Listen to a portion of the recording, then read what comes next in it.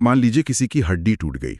अब x ray machine में वो टूटी हुई सफेद आड़ी तिरछी लाइन ना साफ साफ दिखती है, और डॉक्टर बस स्क्रीन की तरफ इशारा करके कह देता है कि भाई समस्या यहाँ है।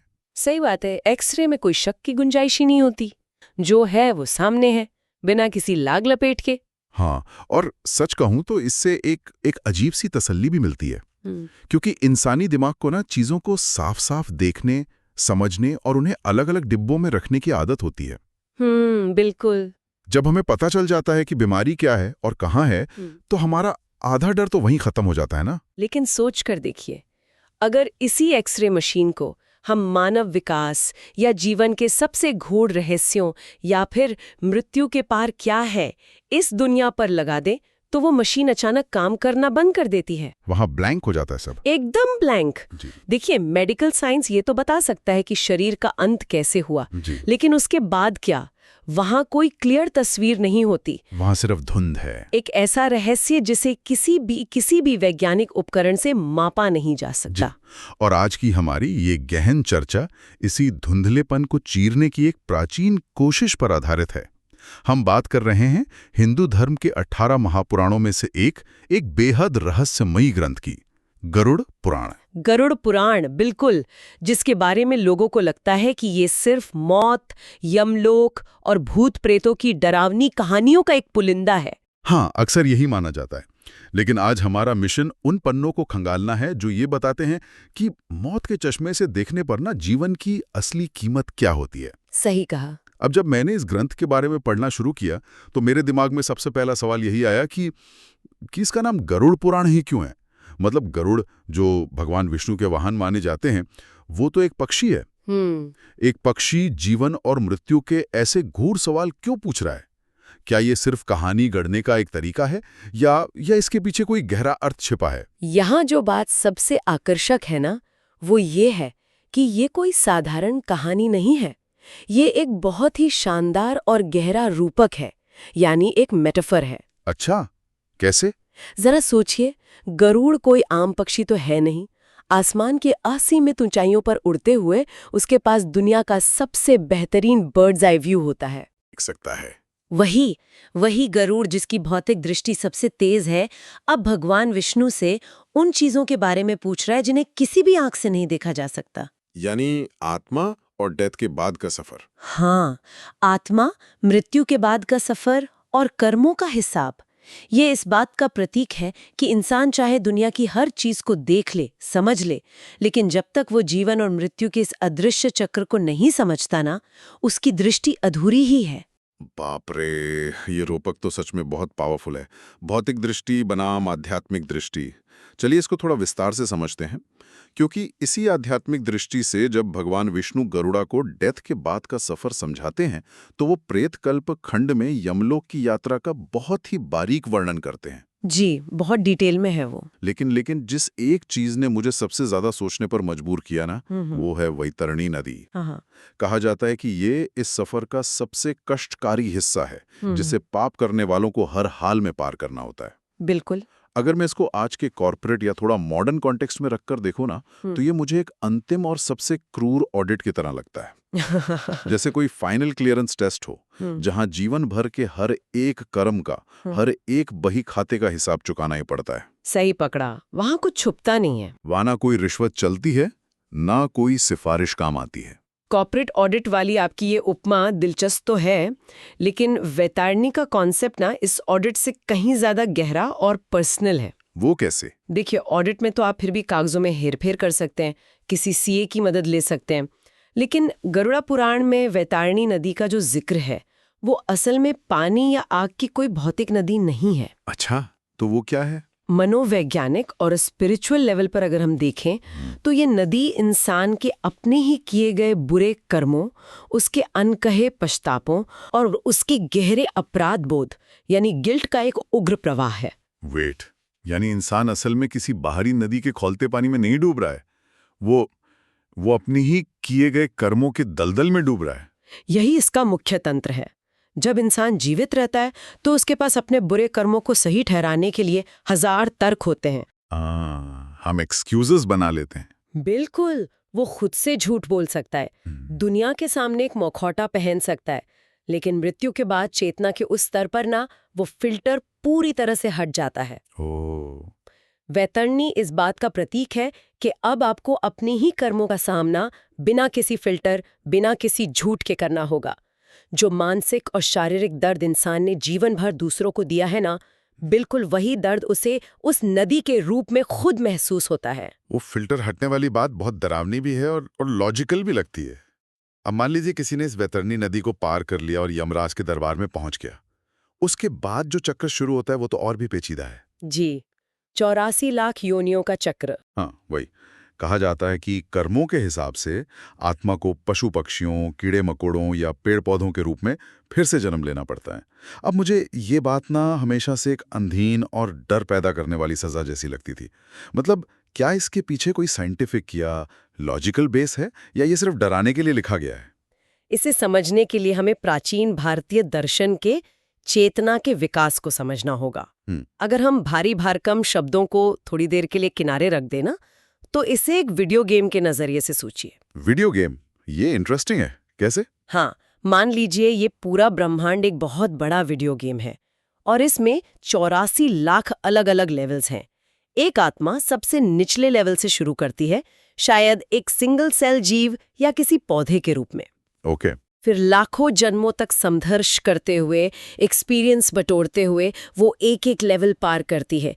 कीड़े मकोड़े, मछलियां, पक्षी, जानवर और अंततः इस गेम के सबसे ऊंचे और सबसे कॉम्प्लिकेटेड लेवल तक पहुंचती है, यानी मानव जीवन। मतलब ह्यूमन लेवल इस गेम का फाइनल बॉस लेवल है। एक तरह से हाँ, और मानव जीवन इसलिए खास है क्योंकि केवल इसी लेवल पर आकर आपको फ्री विल यानी स्वतंत्र इच्छा मिलती है। जानवर अपनी वृत्ति या इंस्टिंक्ट से चलते हैं, वो पाप पुण्य नहीं करते।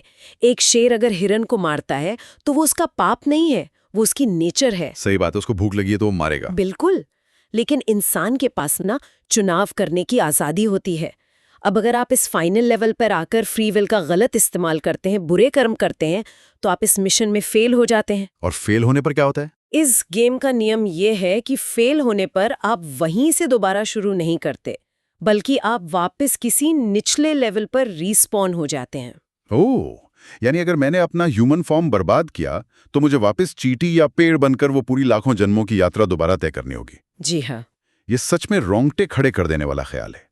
लेकिन यहाँ ना मैं एक बात पर बहुत गहराई से असहमत हूँ। किस बात पर? देखिए, गरुड़ पुराण में यमराज के दरबार और नरक की जिन भयंकर सजाओं का जिक्र है, उन्हें पढ़कर कोई भी अंदर तक कांप जाए। सोर्स मटेरियल ये कहता है कि इन सजाओं का असल मकसद इंसान को डराना नहीं है, बल्कि उसे सत्य और धर्म के मार्ग पर चलने के लिए प्रेरित करना है। और सच कहूं तो इस सब का असल मतलब क्या है? क्या डर के सहारे अच्छाई थोपना सही है? अगर भगवान सच में इतने दयालु और क्षमाशील हैं, तो उन्हें लोगों को डराने के लिए इतने उग्र वर्णन क्यों करने पड़े? क्या ये सिर्फ प्राचीन काल में भीड़ को कंट्रोल करने का एक हथकंडा नहीं था? ये ऑब्जेक्शन बहुत ही स्वाभाविक है। आज के युग में हम लॉजिक और तर्कों से चलते हैं, डर से नहीं। लेकिन अगर हम इसे बड़े परिदृश्य से जोड़कर देखें, आज की कानूनी व्यवस्था को ही ले लीजिए। ओके। हमारे पास पुलिस है, अदालतें हैं, जेल है।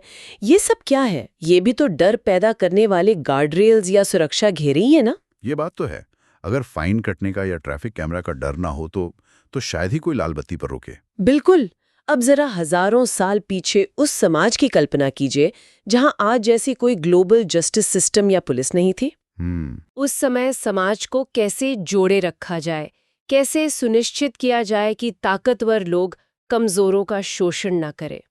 तब धर्म और ये पुराणों ने ना एक मॉरल कंपस का काम किया। अच्छा। नरक का ये वर्णन कोई डराने की साजिश नहीं थी, बल्कि ये कॉज एंड इफेक्ट यानी कारण और प्रभाव के नेचुरल रूल को एक ऐसी भाषा में समझाने का तरीका था जिसे आम इंसान समझ सके। यानी अगर आप आग में हाथ डालेंगे तो जलेंगे। ये कोई भगवान की दी हुई सजा नहीं है, ये महज आग का नेचर है। ठीक यही बात गरुड़ पुराण ये समझा रहा है कि ब्रह्मांड में न्याय की एक अदृश्य व्यवस्था काम कर रही है।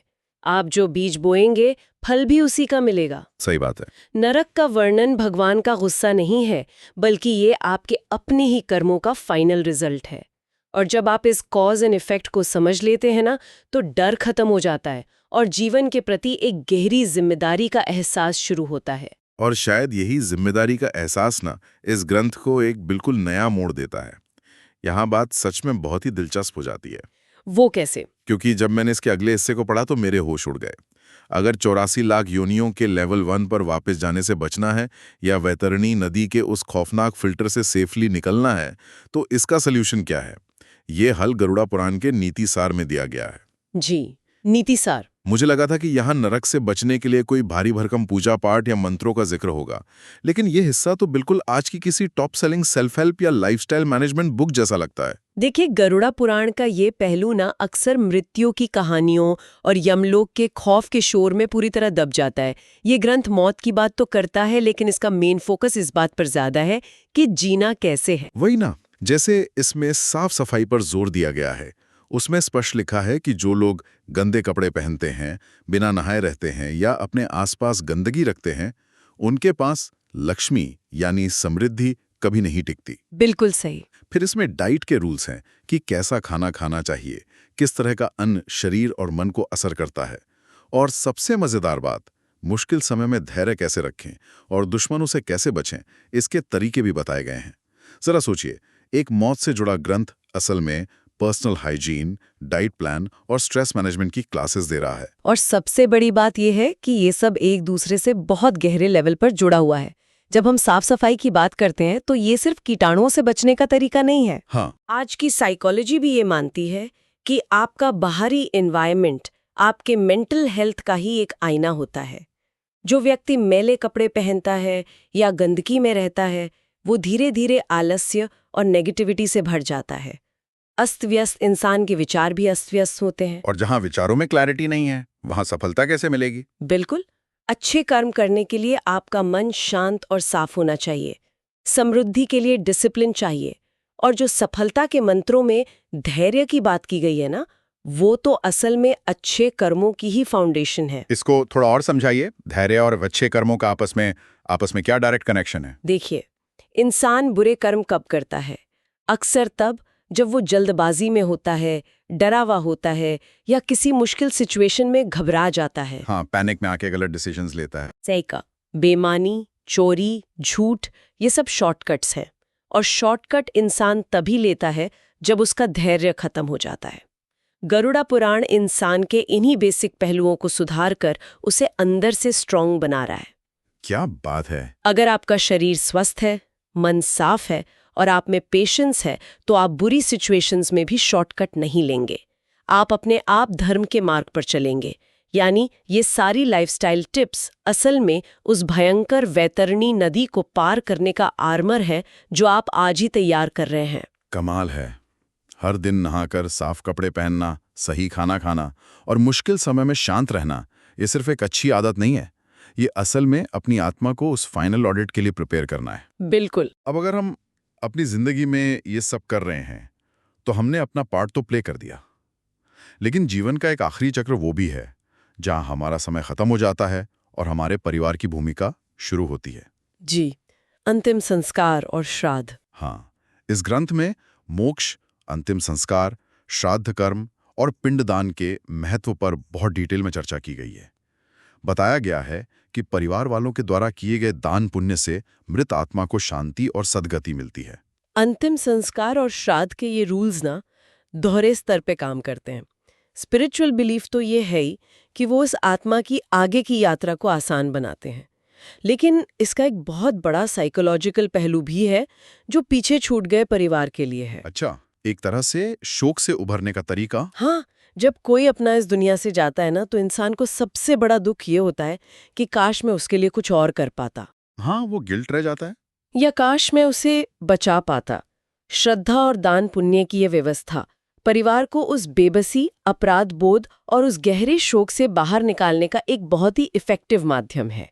ये उन्हें महसूस कराता है कि डेथ के बाद भी उनका कनेक्शन टूटा नहीं है और वो अभी भी अपने प्रियजन के सफर में उसकी मदद कर रहे हैं।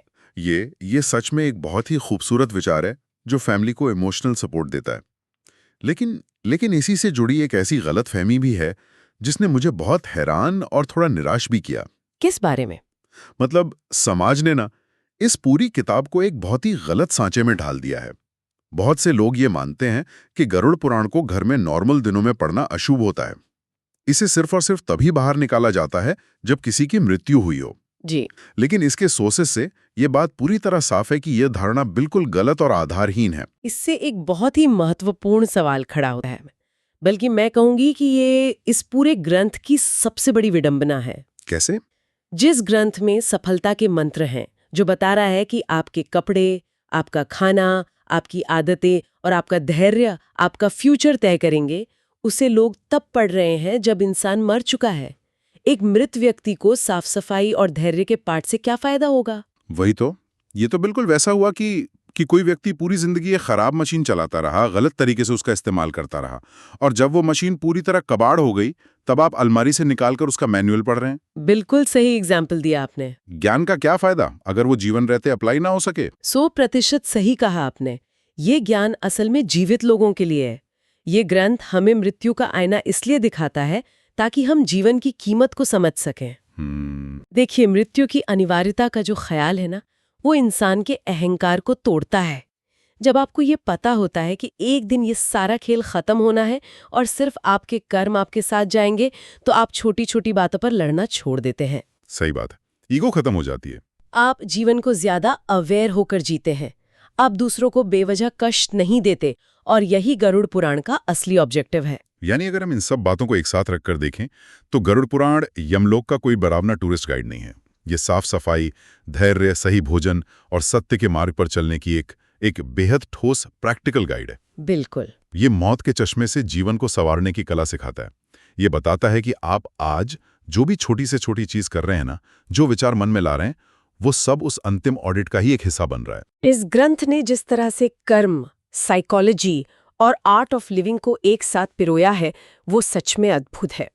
ज्ञान कभी इस समय या सिचुएशंस की बेड़ियों में नहीं बंधता, और जो ज्ञान जीवन को बेहतर बना सके, वो कभी अशुभ हो ही नहीं सकता। ये एकदम सही बात कही आपने। आज की इस गहन चर्चा ने यकीनन कई पुरानी धारणाओं को तोड़ा है और इस ग्रंथ को देखने का एक बिल्कुल नया नजरिया दिया है। लेकिन जाते जाते ना, एक विचार है जो मेरे दिमाग में अटक गया है। अच्छा? वो क्या?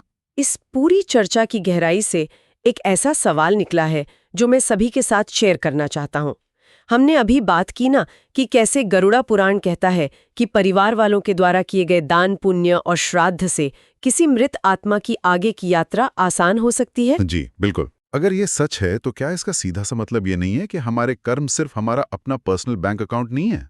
हम अक्सर सोचते हैं ना कि मेरे कर्म मेरी सजा, या मेरा पुण्य मेरा इनाम। लेकिन अगर किसी और के किए गए दान या सेल्फलेस प्यार से मेरी आत्मा को शांति मिल सकती है, तो क्या हम सब एक अदृश्य सामूहिक नेटवर्क की तरह एक दूसरे से जुड़े हुए नहीं हैं? वाह! एक कॉस्मिक वेब की तरह, जहां कोई भी इंसान पूरी तरह से अकेला नहीं है। बिल्कुल यही। अगर बुराई, लालच और नफरत का असर समाज में फैल सकता है, तो क्या अच्छाई समय और स्थान की सीमाओं को पार करके किसी अनजान जगह भटकती आत्मा तक पहुंच सकती है? ये बहुत ही गहरा विचार है। क्या हमारे आज के अच्छे कर्म केवल हमारे लिए नहीं, बल्कि किसी और के उस सबसे कठिन और आखिरी सफर को भी आसान बना रहे हैं? कर्मों का ये सामूहिक नेटवर्क असल में काम कैसे करता है? बस इसी एक गहरे और शांत विचार के साथ आज की इस विस्तार से चर्चा को हम यहीं विराम देते हैं। इस विचार पर अपनी तरफ से जरूर गौर कीजिएगा।